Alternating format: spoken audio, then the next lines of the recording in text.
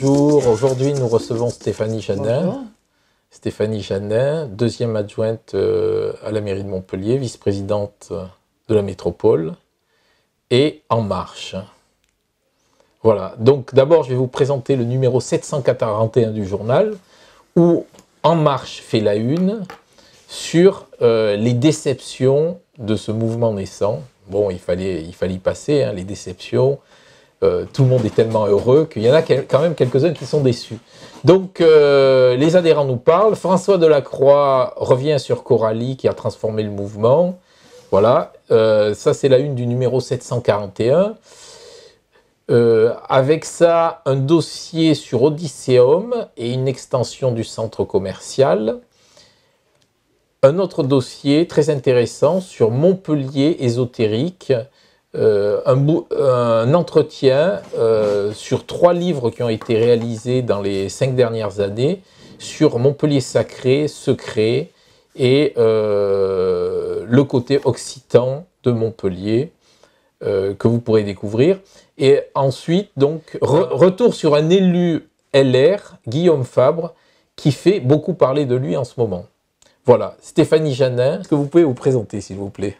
Oui, Stéphanie Janin, donc je suis deuxième adjointe au maire, vice-présidente de la métropole, et je suis bien une élue qui défriche depuis 3 ans avec mes collègues ce que c'est que faire aujourd'hui de la politique en dehors des partis politiques, en venant de la société civile.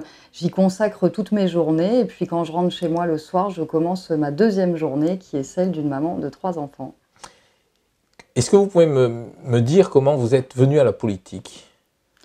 J'ai envoyé un mail à Philippe Sorel il y a maintenant 8 ans. Et dans ce mail, je lui ai dit que je pensais qu'il serait le prochain maire de Montpellier et que je souhaitais me mettre à sa disposition si je pouvais aider. Mais je n'avais aucune formation politique, je n'étais jamais entrée dans un parti politique et je pensais donc que ce ne serait pas possible de pouvoir œuvrer dans ce sens.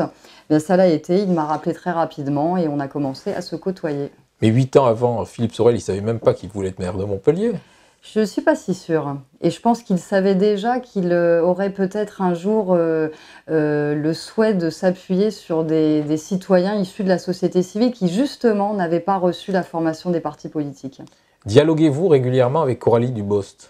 Coralie Dubost, je l'ai rencontrée au Quai Branly où ont été rassemblés la plupart des candidats En Marche aux élections législatives et j'ai été très contente de la rencontrer. On a échangé rapidement, mais c'est vrai qu'on est aujourd'hui, je crois, très penchés sur nos campagnes respectives et en tout cas, je lui souhaite beaucoup de chance et une très bonne campagne et je suis sûre qu'elle va gagner. C'était la première fois que vous la rencontriez ? C'était la première fois que je la rencontrais physiquement, effectivement. Vous portez plainte contre M. Telade, un écologiste associatif. Pourquoi ? Parce que je crois qu'à un moment, il faut arrêter de raconter n'importe quoi sur les gens. Donc à un moment, je dis stop. Et je crois que M. Telade l'a bien compris. Vous êtes deuxième adjointe, vous êtes en charge du gros dossier de l'urbanisme, vous partez à la députation. Comment conciliez-vous l'éthique macronienne du non-cumul avec tous ces mandats ? Bien entendu, si je suis élue députée, je cesserai mes mandats, mes délégations exécutives de l'urbanisme à la ville et à la métropole et je pense qu'il n'est pas possible de cumuler ces 2 fonctions effectivement. Anne-Yvonne Le Dain signe un tract ces jours-ci, là, En Marche avec Macron. Ça vous inspire quoi ? On essaie de s'accrocher aux branches partout où on peut. Je n'ai pas particulièrement de commentaires à faire. Bien évidemment, il y a un seul candidat qui est investi par circonscription. Je suis la candidate investie par Emmanuel Macron et le mouvement En Marche. Et je remercie bien entendu le président de la République de m'avoir fait confiance parce que donner une investiture, c'est faire confiance à quelqu'un. Ce n'est pas à Anne-Yvonne Le Dain que cette confiance a été donnée. Je suis sur ma campagne aujourd'hui et je ne suis pas en train de regarder celle des autres. Je vous remercie. Merci beaucoup.